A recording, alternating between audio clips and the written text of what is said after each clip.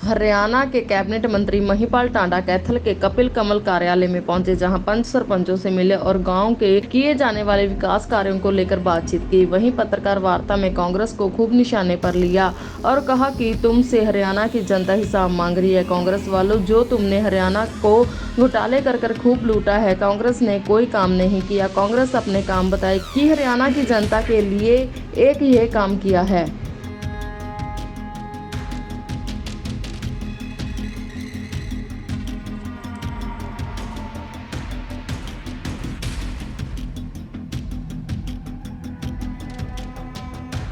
उन किसानों को बर्बाद किया।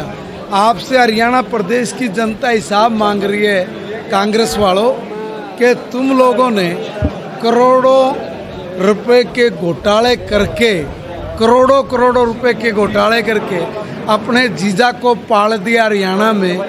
उसका जवाब दो। 1 करोड़ की जमीन को 1 रुपए में दे के वाह लूट के और जीजा किसी के साथ जो आपने गुटरगू की है ना, उस गुटरगू का हिसाब हरियाणा की जनता मांग रही है। शर्म करो। हिसाब उनसे मांग रहे हो जिन्होंने हरियाणा प्रदेश का नक्शा बदला है, जिन्होंने डेवलपमेंट के नए आयामों को छुआ है। तुमने कोई काम किया नहीं है। तुम लोगों ने कभी हरियाणा प्रदेश के हितों को ध्यान दिया नहीं है। आप एक काम बताइए कि हमने हरियाणा प्रदेश की जनता के लिए एक ये काम किया, फिर बात करना। एक काम, और हम काम गिनाने लगेंगे, सुबह से शाम हो जाएगी। भाजपा 5 सीटें क्यों हारी सर? क्या मंथन किया गया? कारण क्या रही सर? फर्जी बात चलाना, झूठ बोलना, लोगों के साथ उनकी भावनाओं के साथ खिलवाड़ करना कांग्रेस का पुराना गेम रहा है। संविधान बदल देंगे, आरक्षण में गड़बड़ कर देंगे, इस तरह की बात करके जो हमारे भोले भाले भाइयों की भावनाओं के साथ जो कांग्रेस ने गड़बड़ की है, उसका हिसाब अब हरियाणा प्रदेश की जनता देगी। संविधान बदलने की बात वो लोग कर रहे हैं जिन्होंने सही में संविधान का गला घोटा था। ये लोग कभी सत्ता से बाहर नहीं रह सकते और सत्ता इनको लोग देते नहीं। तो जब ये सत्ता से बाहर जाने का डर होता है तो ये किसी भी हद तक कुछ भी कर देते हैं, जैसे इनकी दादी ने किया। इलाहाबाद हाई कोर्ट ने फैसला सुनाया कि गलत तरीके से इंदिरा गांधी जी चुनाव जीत के देश की प्रधानमंत्री बनी। इन्होंने संविधान के अनुरूप काम करना चाहिए था। संविधान को फांसी पर लटका दिया, उसको एक डब्बे में बंद करके एक साइड में घेर के और सारे देश में इमरजेंसी लगा के सबको बंदी बना लिया, कैदी बना लिया। एक भी नेता छोड़ा नहीं, एक अखबार वाला छोड़ा नहीं, सबको पकड़ के अंदर जेल में डूब दिया। वह लोग हमारे से संविधान की बात कर रहे हैं। संविधान तो उन्होंने तोड़ा, उन्होंने लटकाया। और इतना ही नहीं किया है, कानून की भी अवहेलना करने वाले लोग, जो पाप इन लोगों ने किए हैं उसकी गिनती नहीं हो सकती। मैं पूछना चाहता हूं, कांग्रेस के लोगों ने कितना बड़ा झूठ बोला कि ये लोग आरक्षण में गड़बड़ करेंगे। खुद आरक्षण में गड़बड़ कर दी।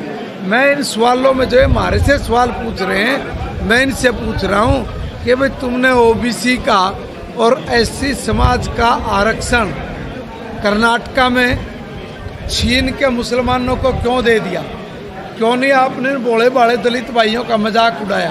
क्यों बीसी समाज को आपने गाली दी? बीसी समाज को गाली देना क्योंकि बीसी का प्रधानमंत्री बन गया मोदी जी। बीसी समाज इसलिए खुश है कि उनके समाज से गरीब घर का बच्चा प्रधानमंत्री बन गया। ये सहन नहीं कर पा रहे, इसलिए बीसी को गाली दे रहे, एससी का उल्लू बना रहे हैं। और उल्लू बना के ने कहा संविधान बदल देंगे और ये आरक्षण के लिए छेड़खानी करेंगे।